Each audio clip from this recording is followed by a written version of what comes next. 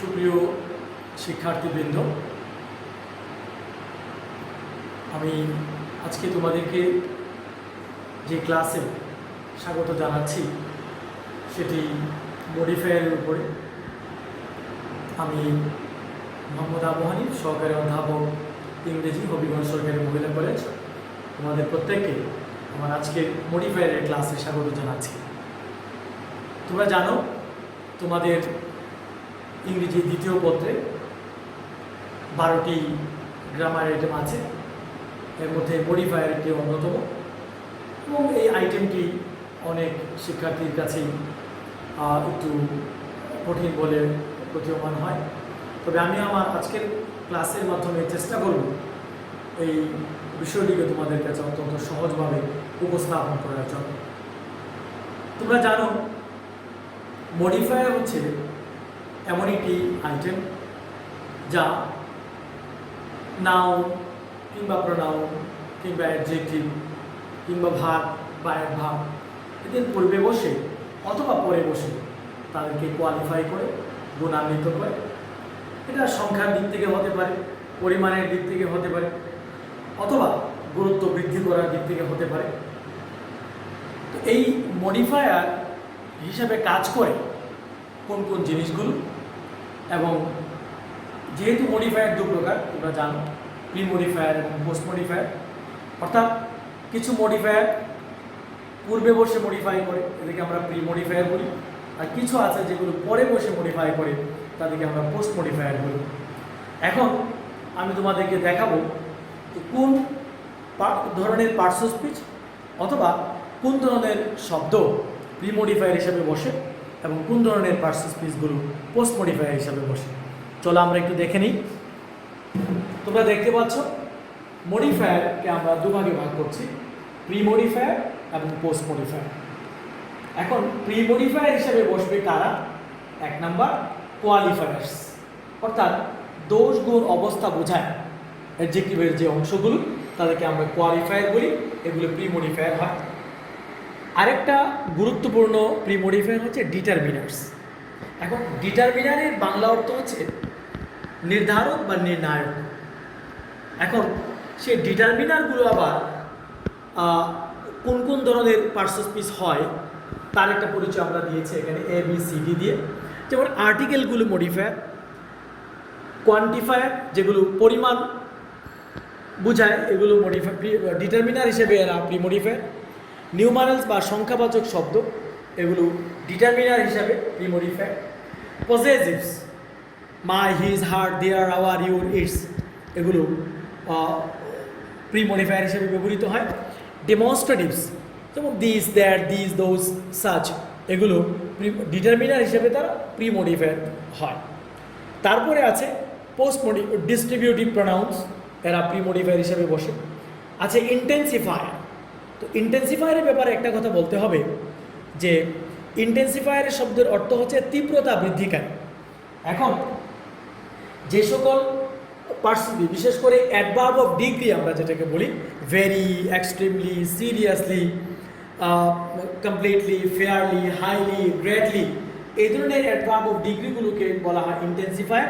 এরা অ্যাডজেক্টিভ কিংবা অ্যাডভার্বের পূর্বে বসে তাকে মডিফাই করে, এদেরকে আমরা ইন্টেন্সিফায়ার বলে থাকি। এরা প্রি মডিফায়ার হয়। আরও কোন জিনিসগুলো প্রি মডিফায়ার হয়? যেমন প্রেজেন্ট পার্টিসিপলস, ভার্বের সাথে আইএনজি যুক্ত করে সেটা যখন কোনো নাউন বা অ্যাডজেক্টিভে আমরা পূর্বে বসিয়ে দিই তখন এদেরকে বলা হয় প্রেজেন্ট পার্টিসিপল, এবং এরা প্রি মডিফায়ার হয়। পাস্ট পার্টিসিপলস, যেমন এক ভার্বের 3টা ফর্ম থাকে, গো, ওয়েন্ট, গন, কাম, কেম, কাম, রাইট, রোড, রিটেন, ওই যে 3 নম্বর ফর্ম, এটাকে আমরা পাস্ট পার্টিসিপল বলি। এটা পাস্ট পার্টিসিপল এবং বাকি প্রি মডিফায়ার হিসাবে বসে। এখন চলো আমরা দেখে নিই পোস্ট মডিফায়ার হয় কোন কোন জিনিসগুলো।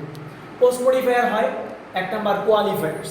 তাহলে প্রশ্ন আসবে যে কোয়ালিফায়ার তো প্রি মডিফায়ার হয়, আবার এখানে পোস্ট মডিফায়ার। হ্যাঁ, মনে রাখবে যে কোয়ালিফায়ার্সগুলো অর্থাৎ যে সকল এডজেক্টিভগুলো দোষ গুণ অবস্থা, এই 3টা জিনিস বোঝায়, এটা প্রি মডিফায়ার হতে পারে, পোস্ট মডিফায়ার হতে পারে। যেমন দ্য ম্যান ইজ অনেস্ট, এখানে অনেস্ট একটা কোয়ালিফায়ার যেটা ম্যানের পরে বসে তাকে মডিফাই করেছে, সুতরাং এটা পোস্ট মডিফায়ার।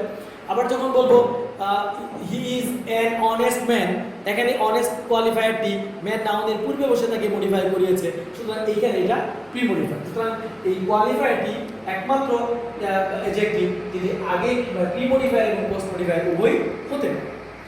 তারপর হচ্ছে অ্যাডভার্বস, স্লোলি, কুইকলি, রাফলি, এই সমস্ত অ্যাডভার্বগুলো পোস্ট মডিফায়ার হিসেবে বসে। আরেকটা গুরুত্বপূর্ণ জিনিস পোস্ট মডিফায়ার হয়, তার নাম হচ্ছে নাউন ইন অ্যাপোজিশন। এখন এটা অনেকে বুঝতে অসুবিধা হয় যেহেতু টার্মটি একটু নতুন অনেকের কাছে। একটা উদাহরণ দিয়ে আমি বলি, প্রফেসর মোহাম্মদ নজরুল হক কমা দিয়েছি, the principal of HGMC, that is Habiganj government Mohila college, is an honest man. দুটো কমার মাঝখানে আমি একটি পরিচয় দিয়েছি আগে ব্যবহৃত নাউনটি। এই যেই ফ্রেজ কোনো নাউনের পরে বসে পূর্ববর্তী নাউনের পরিচয় বহন করে এবং এই পরিচয়টি টোটাল পরিচয়টি দুটি কমার মাধ্যমে একটি বন্ধনীতে আটকে থাকে, সেই ইন বিটুইন টু কমাস এই যে ফ্রেজটা আছে এটাকে বলা হয় নাউন ইন অ্যাপোজিশন।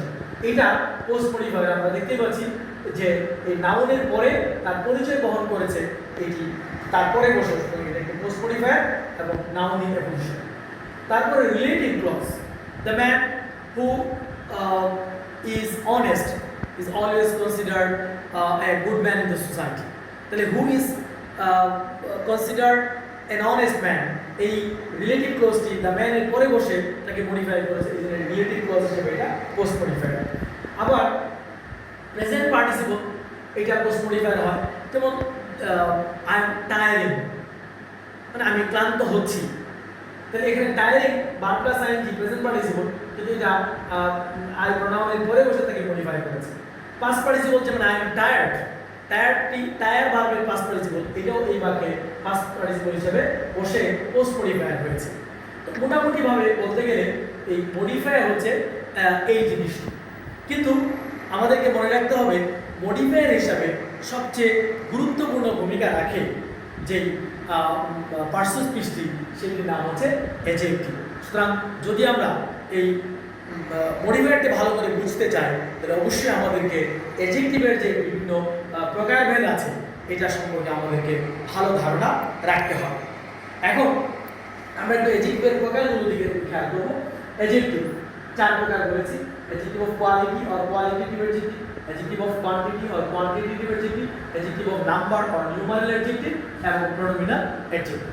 এখন আমরা অ্যাডজেক্টিভের সংজ্ঞায় জানি যে সকল পার্সন স্পিচ কোনো নাউন বা প্রোনাউনের দোষ গুণ অবস্থা সংখ্যা পরিমাণ ইত্যাদি বোঝায় তাকে অ্যাডজেক্টিভ। তাহলে দোষ গুণ অবস্থা বোঝায় যে এই কোয়ান্টিটি কোয়ালিটি, পরিমাণ বোঝায় কোয়ান্টিটি, সংখ্যা বোঝায় নাম্বার। আর যে সকল প্রোনাউন নাউনের পূর্বে বসে যাওয়ার কারণে এরা অ্যাডজেক্টিভ হয়ে যায় ওই সকল অ্যাডজেক্টিভগুলোকে বলা হয় প্রোনোমিনাল অ্যাডজেক্টিভ। অর্থাৎ pronominal adjectives are those which come from pronouns. এই সবগুলো মিলে হচ্ছে অ্যাডজেক্টিভের পরিচয়। তোমরা দেখতে পাচ্ছ এখানে আমরা কোয়ালিটি কতগুলো এক্সাম্পল দিয়েছি, honest, sincere, easy, busy. Quantity বা পরিমাণ উদাহরণ দিয়েছি, ওয়ান, সাম, লিটল। নাম্বার সংখ্যা। এখন সংখ্যা আবার দু প্রকার, ডেফিনিট নাম্বার বা ইনডেফিনিট নাম্বার, নির্দিষ্ট সংখ্যা বা অনির্দিষ্ট সংখ্যা। এখন অনির্দিষ্ট সংখ্যা কি? সাম, ফিউ, মেনি। এখানে সংখ্যাটা নির্দিষ্টভাবে বোঝানো যায় কত, সাম কিছু, ফিউ অল্প, মেনি অনেক, কিন্তু কত ক্লিয়ার ইনডেফিনিট। কিন্তু ডেফিনিট নাম্বার হচ্ছে যে কোনো সংখ্যা, ডেফিনিট নাম্বার 1 2 3 4 5 সেকেন্ড তার সবই ডেফিনিট। কিন্তু ডেফিনিটগুলো আবার দুই প্রকার, একটা হচ্ছে কার্ডিনাল নাম্বার আর একটা হচ্ছে অর্ডিনাল নাম্বার। সুতরাং কার্ডিনাল নাম্বারগুলো হচ্ছে কি 1 2 3 এরকম সাধারণ সকল সংখ্যাই হচ্ছে কার্ডিনাল নাম্বার। আর ক্রমবাচক সংখ্যা যেগুলো ফার্স্ট সেকেন্ড থার্ড, প্রথম দ্বিতীয় তৃতীয় একাদশ দ্বাদশ ত্রয়োদশ, এই ধরনের সংখ্যাগুলোকে আমরা বলি অর্ডিনাল নাম্বার বা ক্রমবাচক সংখ্যা। এগুলো সবগুলো এজেক্টিভ এবং সবগুলোই কিন্তু মডিফায়ার। এর মধ্যে আমরা আগে দেখেছি অ্যাডজেক্টিভ অফ কোয়ালিটিটা প্রি মডিফায়ার এবং পোস্ট মডিফায়ার উভয় হতে পারে। আর বাকি যতগুলো প্রোনাউন আছে মানে অ্যাডজেক্টিভ আছে সবগুলো হচ্ছে কি মূলত প্রি মডিফায়ার। তো মোটামুটি ভাবে আজকে মডিফায়ারের উপরে আমরা একটা ধারণা পেয়েছি। পরবর্তী ক্লাসে আমরা মডিফায়ারের যে দ্বিতীয় ক্লাসটা নিব সেখানে আমরা অ্যাডভার্বের আলোচনা করব এবং তাতে তোমরা মডিফায়ার সম্পর্কে আরেকটু সুস্পষ্ট ধারণা পাবে। সবাই ভালো থাকবে। Thank you very much.